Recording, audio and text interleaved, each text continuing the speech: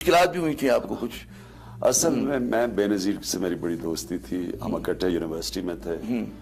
तो मुझे बड़ी मुश्किल शुरू में पड़ रही थी कि मुझे समझ नहीं आती थी इतना ज़्यादा पैसा मैं कैसे इकट्ठा करूं। तो मैं उसको, वो तब प्राइम मिनिस्टर थी, तो मैं उसको मिलने गया।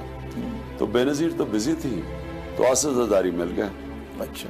उन्होंने कहा कि हाँ हम, तो मैंने उनको बताया, मेरा एक दोस्त भी था, तो मैंने कहा हम ये हॉस्पिटल बनाने लगे हैं और हमें थोड़ी शुरू में मदद चाहिए। तो मुझे याद है आसिफ ज़रदारी ने 5 मिनट तो मेरी तारीफ की कि मैं इमरान खान एक दफ़ा ही पैदा होता है।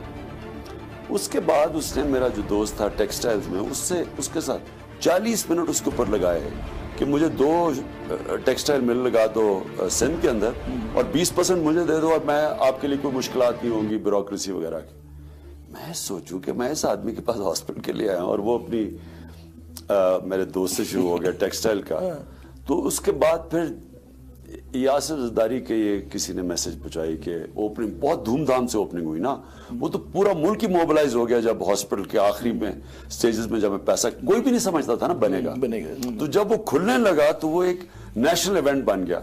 तो तब मुझे ज़रदारी की तरफ से मैसेज आई कि देखिए हम आके हॉस्पिटल, दोस्त ने बीच में एक आदमी पड़ा, उसने कहा कि वो कह रहे हैं हम हॉस्पिटल भी खोल देंगे और हम कोई कंट्रीब्यूशन भी कर देंगे। तो फिर मैंने कहा अब जरूरत नहीं, अब हमने फिर वो 10 साल कैंसर पेशेंट से खुलवाया।